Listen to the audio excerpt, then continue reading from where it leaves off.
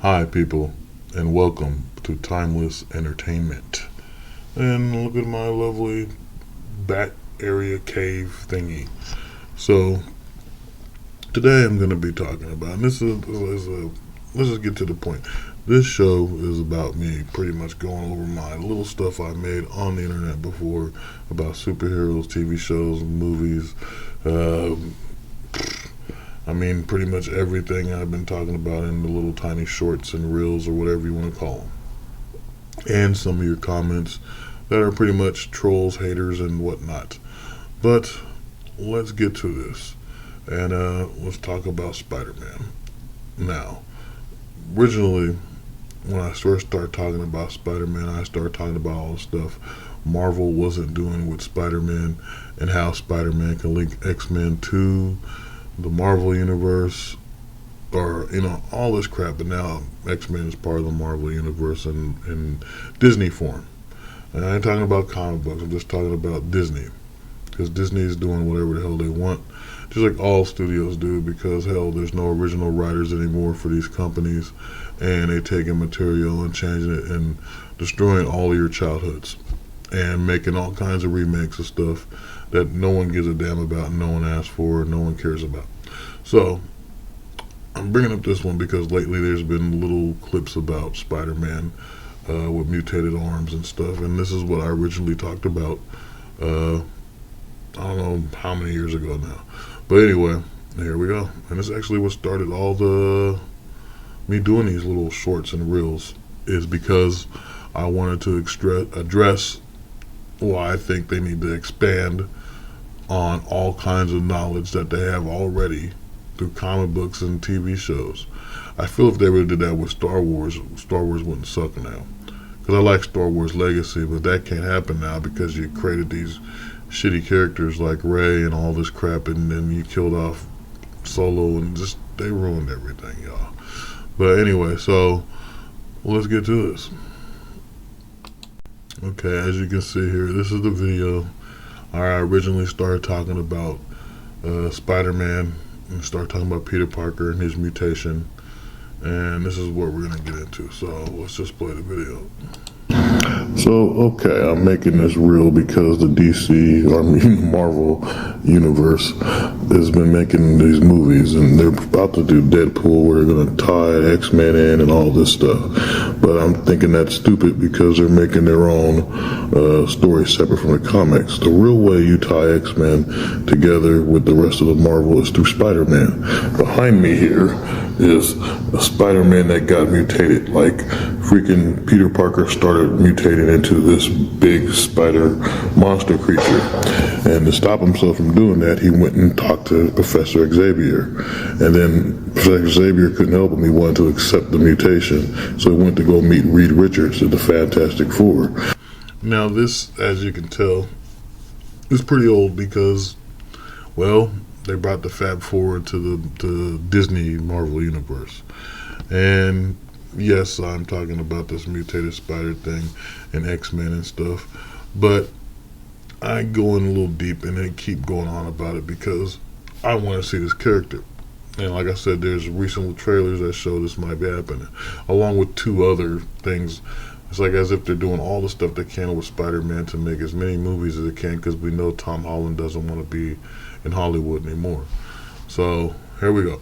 And he hung out with the Fantastic Four. If you look in their ship in the old comics, there's an extra seat for Spider-Man. So he actually joined the Fantastic Four and the X-Men at one time. And that's how you do it.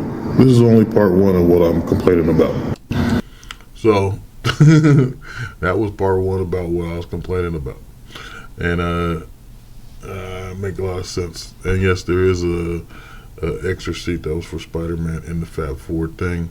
Later on, if you watch like some stuff, there's a robot and all this crap that, the kids, Reed Richards and it has kids and stuff. But originally, Spider-Man was part of the Fab Four at one time, and most people don't know that.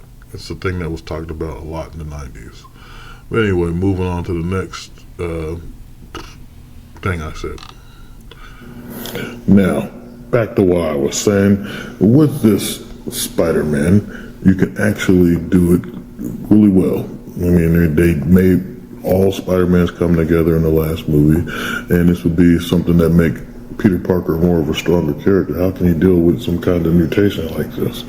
But they're going to try to bring the Fab Four back again for the third time with different actors. So you might as well throw any of the Spider-Man in there and use this as a thing. You could take this beyond just going from the X-Men or Fab Four and then throw Hulk in because, hey, he's a scientist. Throw all the ones you want in there that has to do with some form of mutation. And then it would be more of a story that would impact the Marvel Universe and get us out of that whole multiverse crap. And it's just my opinion, But Disney, I saw on the show that they're not letting the creators of these movies read the comic books. But if they did, they would know about it. Now, back to why. So what I was saying there, I gotta be honest with you, I have no idea why I said bring the Hulk in there. Maybe just because he's a scientist. But the thing I have to say about it is this, okay? The part where I said that Disney doesn't let people read the comic books, this is true.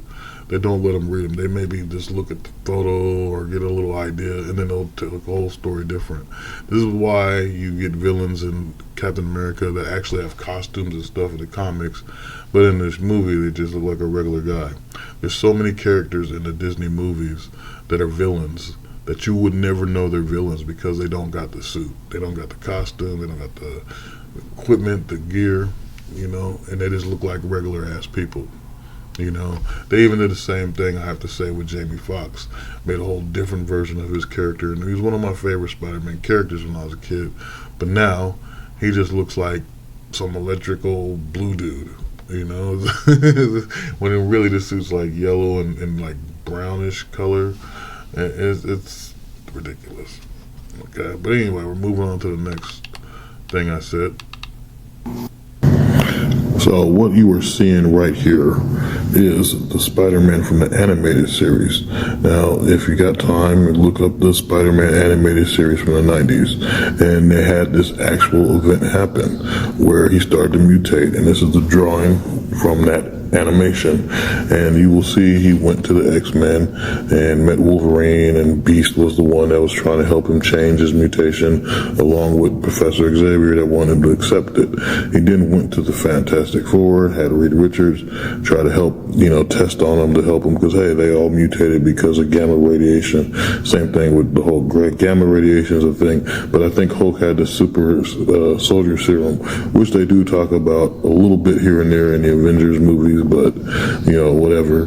But my whole point is, this is cool, man. This would be some shit. And if you add freaking double ganger or demo ganger or whatever, that's a cool villain that they haven't tried to use. So what? So yeah, that was another thing I wanted to bring in, because there's a Spider-Man villain named Double Ganger, and he would be awesome in a Spider-Man movie to see. But now that they're trying to create this Spider-Man in the next movie or so, it's like, hey, this is what we want to see. We need to see these other characters, these other adventures of these characters, instead of the random story they make up that doesn't match up. What I like about Deadpool and Wolverine is, even though he's going to look for the right Wolverine, you see him fighting the Hulk, which is originally what Wolverine did that even came in the comic book world. You see him doing all these different things that represent different versions of stuff that happened in the comic books with Wolverine, which means they're trying a little bit to bring comic book stuff really into the stories, instead of just saying, okay, this is a character, we're going to do this and that and so forth, And it's kind of funny though that they don't, integrate all these things that are from the comic books. Like Deadpool's supposed to teleport. That doesn't happen in the freaking shows, except for in the one where Wolverine's origin, And it's just crazy to me how you're gonna make comic book stories that don't follow comic books, and you're going to add characters and change characters around to make them different sexes and all this crap. Literally, all this stuff that came about this, I don't want to say woke, because woke is supposed to be awareness of something that's wrong, which is a dumbass shit, because you ask anybody of color, they're already woke, because they already seen the shit. Unless you're freaking blind or you're not raised around your type of people, you don't see that stuff. But obviously, this is just brainwashing manipulation of our government to have people thinking this stupid shit, and it's not even it's just our democratic government that makes you think, oh, gay this and gender that crap, all this nonsense that doesn't make a damn sense to anybody or care. Just stick to the strip, stick to what it is. Let's see it. I want to see something beat for beat that's created in writing. Some stories, some movies and things do that. One I say that was close is The Shack. If you ever read the book The Shack, and then you watch the movie, except for when you get to chapter 17, there's this flaw in the book. Because the book story is supposed to be based off of reality, except for I realize a flaw in the writing. You guys would do it if you read the book too, if you actually pay attention to what you're reading. But most movies don't follow the book. Most movies, most TV shows don't. And those that do, most people will just ignore it because it's not entertainment. There's something that the Hollywood realizes that I think normal book readers that end up watching movies don't see, and they have to make it more entertaining. And so, I don't know, that's just the thing I've always had a problem with. But moving on to our next thing. Okay, so right now, this is the last time I talk about the mutated Spider-Man and some other little tidbits. And we're going to see how it went down. And check it out. There's no comments for any of these, really. So, this right here is the comic book version of the mutated Spider-Man. Okay? Which is actually pretty cool. It's a good design. The one I like the most. We already stated this is the 90s animated version, and it's pretty nice. It's pretty clean and sharp, and it's pretty cool.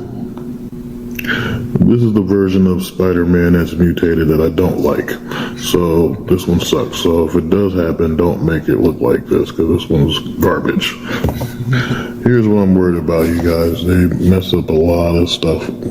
Disney does, and ever since they left Fox, the X-Men, they had stuff going down where they don't care about them. But you're gonna tie Wolverine and Deadpool together, it's going to be a good movie. But once you put all these other elements in that has to do with freaking multiverses and putting in all kinds of heroes, it'd be Captain America, Thor, and X-Men, you're going to confuse everything. So obviously I was wrong. I was wrong about that part. Not this part with the spider. I'm actually just explaining which ones I like between the comics and the shows and whatnot. But when it comes to X-Men or Wolverine and Deadpool, I was wrong. Not really multiverses, name agency or whatever the hell the name of the place is called. And I'll be honest, I was wrong. I actually like Deadpool and Wolverine, but for some odd reason, and I talked about this with a friend of mine who loves the hell out of Deadpool, and we both liked the second movie and the first movie, but I like the second one more than the first one. But the third one, I love Wolverine. I like all the Wolverine movies, got all Wolverine movies, right? But when it comes to watching Deadpool and Wolverine, I was so tired of hearing Deadpool run his fucking mouth, dude. I'm so sorry. I couldn't stand it. I got tired of hearing about being a Marvel Jesus. It's like, just shut up. You know what I mean? Maybe it's because I believe in God, whatever, but just shut up, okay? That was the most annoyingest crap through the whole damn movie, And then it's like, I like the little side stuff where you think, the Human Torch is Wolverine, and I mean not Wolverine. when you think that the Human Torch is Captain America, when you think he's Captain America, but he's not Captain America, he's the Human Torch. I like that thing. I like that whole thing that they made you think that was, Cap. Even the joke at the end where he was saying all this stuff that he didn't say in the movie. I like the whole thing with Wesley Snipes popping up. That was the best part. Wesley Snipes pop up. I was like, oh shit, it's Blade, I liked a lot of little things, and then even the fact that this is Professor X's sister they're fighting. A lot of stuff, Gambit, everything. And but I really could not stand Deadpool in this movie that they made. So That's my opinion. But this video we just watched was before it was coming out. Just a little rumor and all this crap. And that's where we are right now when it comes to this multi-armed Spider-Man. So we got like maybe one little thing to talk about, and we'll probably be done. So yes, people, Spider-Man having multi-arms with a mutation that needs to be fixed, so he can, be himself again. Probably unite all the Marvel universe together to be able to do whatever it is that he's supposed to do. Because honestly, it's been so long I forget how the story goes down and what the mutation. But I know there's something in there where he has to meet Madam Web. But we've already seen Madam Web and people don't like it. But before I knew that the chick was Sydney Sweetie, the body wash genie, that redhead looked pretty hot in that damn costume. And like honestly, and she looked good in that movie along with the little co-stars. So I just didn't like the sound effects in that movie. There's a part where she's by the ambulance and you hear this big old bang sound and it didn't sound right. Whoever did the sound effects for Madam Web was an idiot. That's the best thing I can say about the damn movie. Okay, I liked it actually, except for the spider people should have been explained more. That the other Spider-Man people that run around with these wilderness Spider-Man costumes. The sound effects was horrible. These are the things that I thought was bad. It was the costumes with the spider people in the woods or whatever. The damn sound effects was off.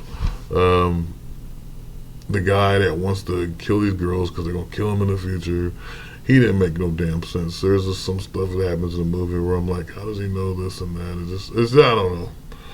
But I don't think, me personally, I hate when they make a movie and then they don't, and especially when you got characters you can keep building stories on.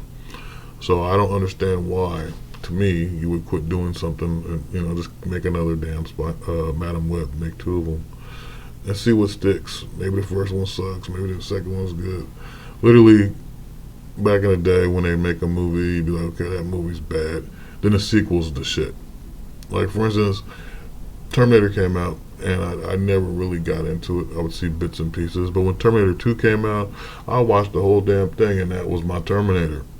And it's like this with certain movies, like 48 Hours. You watch 40 Hours a little bit once again. Part 2 was better for me than most people like Part 1. Same thing with Lethal Weapon. Now, I watched the first Lethal Weapon multiple times before the second one came out. But when they made the second one, it was over the top. You got a toilet blowing up with a man on the toilet. You got this badass scene going on. I mean, everything in Lethal Weapon 2 was a shit. Okay? And this is how movies are. But for some odd reason, ever since it became the 21st century and you make movies, Hollywood forgot about this. And so they just go, oh, this movie was bad. Done. Write it off. We lost money. If you try to keep investing on this, what do we do wrong and how can we make it better? This is stuff people say in life. What did I do wrong in this relationship? How can I make it better? What did I do wrong in this job? How can I prevent myself from doing something wrong again in the job field to where I can become better? But for some reason when you make movies, oh, this movie's a flop, it sucks, let's not do another one like that. To me, it's stupid. It's stupid. But anyway, I got more little stuff I'm going to say about Spider-Man, and I just, I'm going to say they do Spider-Man justice. He's actually one of the flagship, fighters for Marvel, okay? And we know this. Everyone knows Spider-Man. Everyone knows Spider-Man. But you know who they need to fix? The Hulk. What happened to Hulk smash? What happened to Hulk destroy every damn thing? What happened to the Hulk, man? He's smart, he's his little glasses. Even when he was in Thor, and he was freaking, Randy Rock and all that, he was smashing, he was bashing, it was funny and stuff because he could talk. That was cool. But after that, oh, let's just make him a smart Hulk. Let's make him sit around, drink coffee with glasses on. Oh, now his cousin comes around. We got to train her how to be a Hulk. And then it's not even training. It's just, let's talk about women. And did Steve Rogers have a baby? And yakety smackety. And it's just stupid. Bring back the Hulk that was badass. Now I forget the name. There's the Norton guy. I forget what his name is. I think it's Norton. That dude had a vision that made sense. A dark version of Hulk, because literally that's what the Hulk was in the 80s and 70s, or 70s and 80s, however you want to put it. When I was a kid, I watched the original Hulk, okay, TV show. And yes, it was dark in a way, because there's this man in the rain, he's turning green, he's freaking out, his whole body's going through pain. Literally, that's what would happen if your body went from a little guy into some giant dude, muscles popping out. Think about when you have a muscle spasm and you're sitting there and you're like, oh my God, it hurts, you know, or like your legs getting stiff and you're like, oh, you're beating your leg and stuff, okay? Come on, man. There's not no real acting when it comes to some of these characters being whatever the hell they're trying to be. Haven't seen that with the Hulk since the old 80s, 70s, 80s freaking Incredible Hulk show, you know. And so, you know, even when you watch American Werewolf in London, now that guy, he made pain look like pain when he was turned into the werewolf, man. If you ain't never seen it, you know, I don't know what to tell you. It's one of my favorite werewolf movies. And when he turned into this, like, whole stretching, his hand grows and all this, I mean, that dude's screaming in agony. We have to sell the stuff. You have to sell the acting. You have to make it look real. You have to make it look great. There's only several actors nowadays I know that can do this, and they're kind of on the back burner because a lot of y'all just like wrote them off because of whatever the hell, you know. What's the girl, Mila Jovovich or whatever her name is? I can't even say her name right now, but she sells pain. Perfect. She's perfect. She was perfect when she did The Messenger. It was a beautiful scene of her in pain. That shows that she knows what she's doing as an actress. And so I believe a lot of people just, you know, just because the actor looks pretty or whatever the hell, and they're tall or whatnot, you know, because you always find some tall guy that looks buff and some pretty girl, and bang, that's it.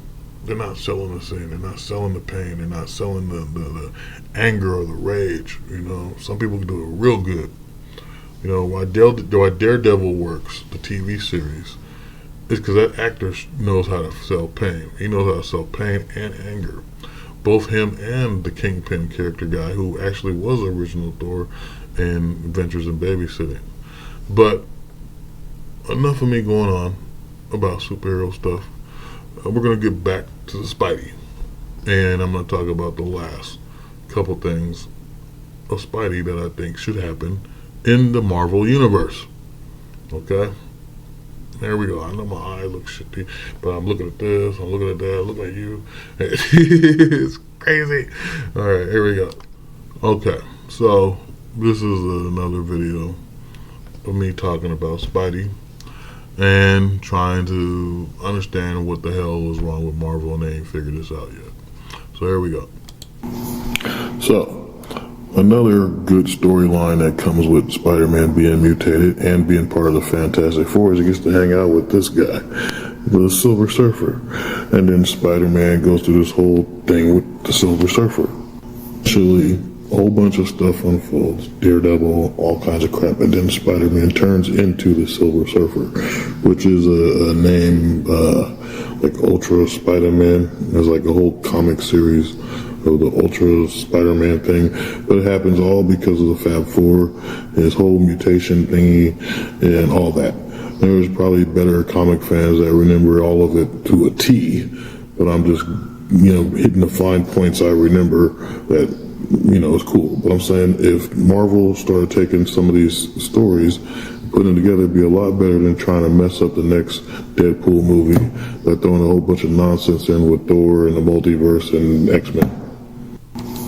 So yeah, so like I said, even when I said there that there's probably better comic book fans that remember it way better, it does lead up to the Silver Surfer and Spider-Man becoming the Silver Surfer, and then there's like the Ultra Spider-Man or whatever his name is, but he has the most powerful Spider-Man ever, which becomes the most powerful being all in Marvel, because he's like moved up from so many different levels, and it's like this big thing, this big arc of Spider-Man that doesn't exist because Hollywood is dumb, and they keep, like I said, they just look at something and go, okay, we can do this.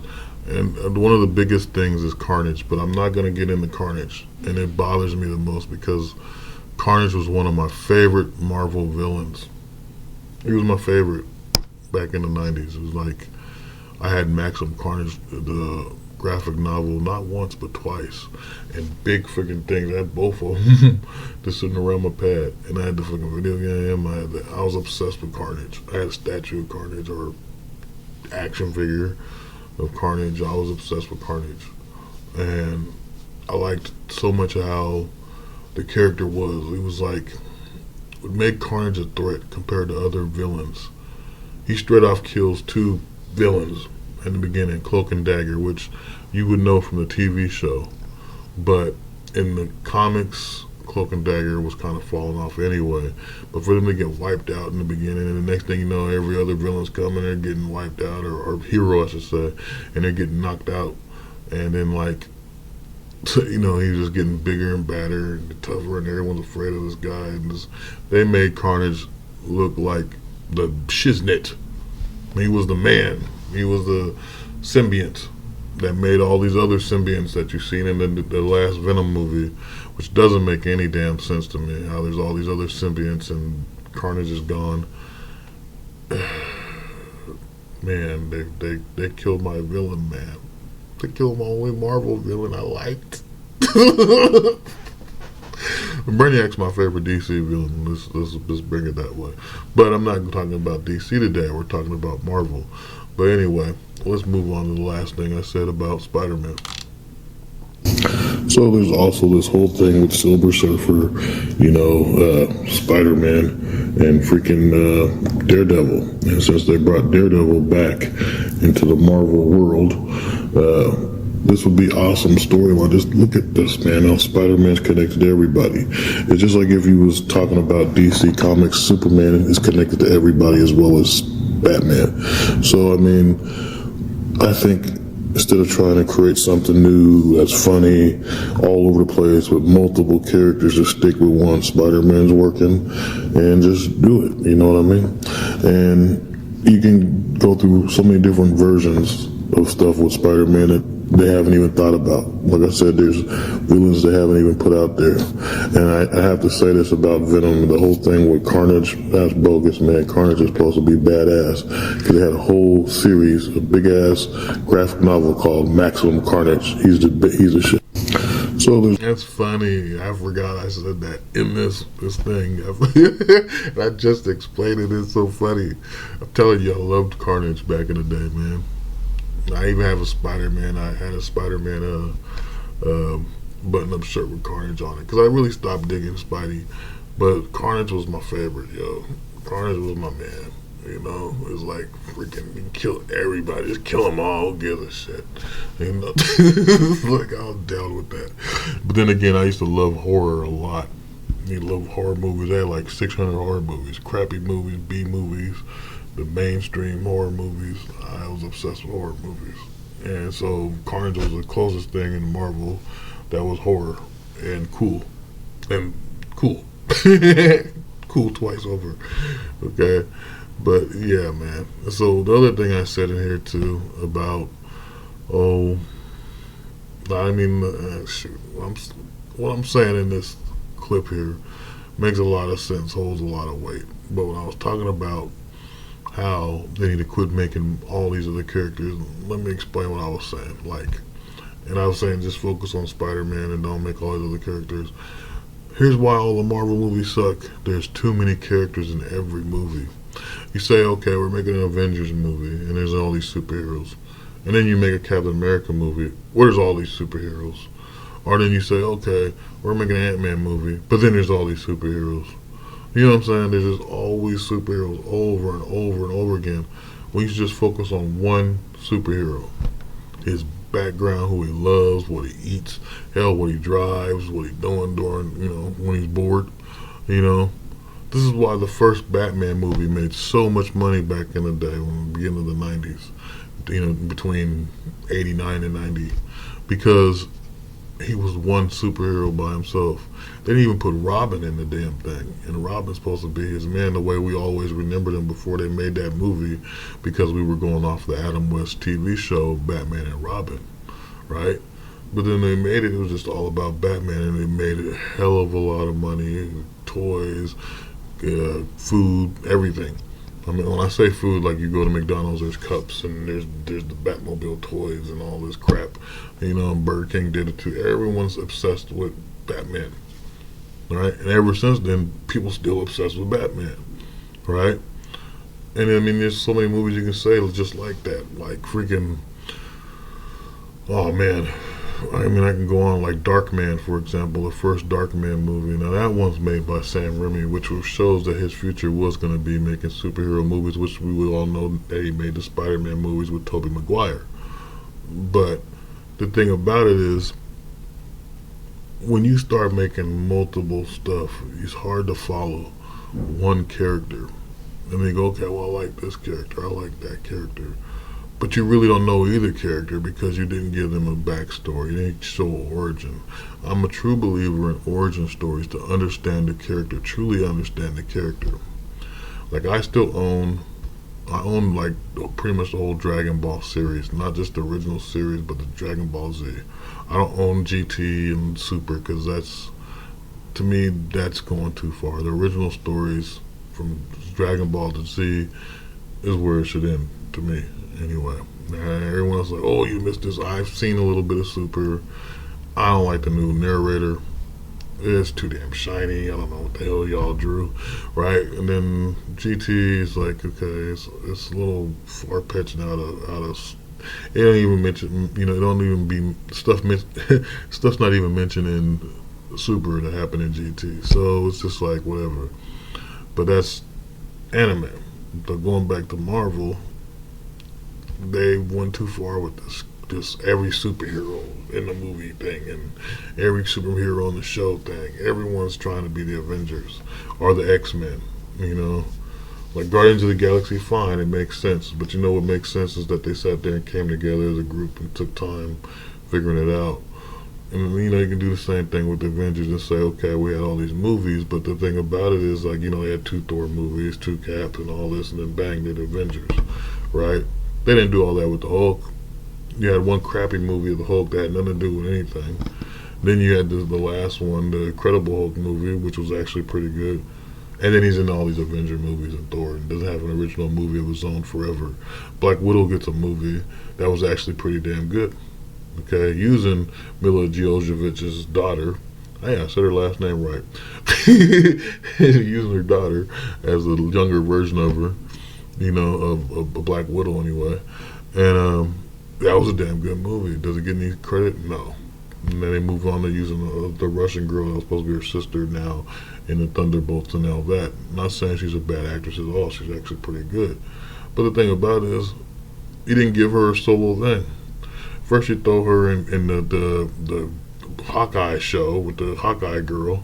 Then you give her a freaking Thunderbolt thing. Give her her own damn show. You know, what's with all this always a superhero with another superhero on top of that? Just one character. Get to know him, do stuff. I'm disappointed with Marvel, and I'm sad that DC is pretty much getting broken down by James Gunn, and because I don't like neither one of them, I'll be honest with you. James Gunn and the other guy, Snyder. You know, everyone's talking about, oh, Snyder or James Gunn. Look, the hell with both of them, okay? I'm just being honest with you, okay? They're not doing something good that's like Richard Donner style, okay? They're not doing like productions like the producers and stuff of Smallville, the way you're hooked on it. Like, I can't tell you, like, I'm a Superman fan, and I can't tell you one thing I liked about Man of Steel. All I can tell you is it's copied from a comic book called, One Earth. It's like Superman One Earth. And it's lame, and it wasn't Kryptonian, it wasn't Zod that came to fight that you saw on it's all in the comic book. Like, this is one movie that followed the comic book perfect, but when they made the movie, guess what? The movie, once again, took one thing out of it that wasn't in the comic book. and that's the villain that was from Daxam. Daxamite came to Earth to fight Clark, not Zod. But everything followed perfectly. Him having random jobs, everything happened perfect, beat from beat in the comic book, in the movie, except for that one part. Even the part where he's in the house and he sees the TV static, and you can hear the alien talking. Instead of the alien being Zod, it was a Daxamite. And those of y'all that don't know nothing about Daxamites, they're like they're orbit within the same orbit as Krypton. Like we're in the same orbit of Mars. So every time Mars got close to Earth type of thing.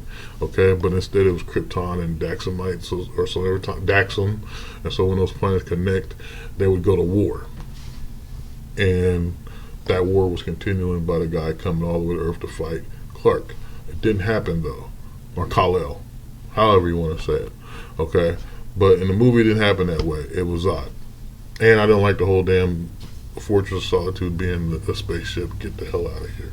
Okay? I went on talking about DC when I was trying to talk about Marvel. That means I got in this because I'm ruining everything I'm trying to do. Damn, I'm a Superman nerd. Anyway. So my point is this, okay? Why make all these movies and stuff if we can't follow the comic books? Was I right in the stuff I'm saying about Spider-Man? Should Spider-Man have plots that lead on to something greater? Because there literally are stories. I remember having a comic book called Spider-Man Friends and Foes, where they actually do bring all the villains together. Except for in Friends and Foes in the comic book, guess who made all the villains? Kingpin. And you would say, what? Kingpin's a Daredevil villain. And that's only because you watched the damn TV show. Not realizing that he's actually a Spider-Man villain, because of this Friends and Foes thing.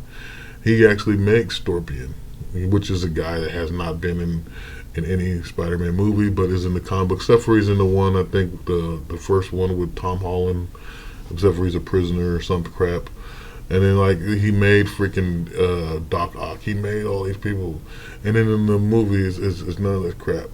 But if you ever read Spider-Man Friends and Foes, which is an old 90s comic book now, it's just so stupid. I forget how old I was when I bought that comic book.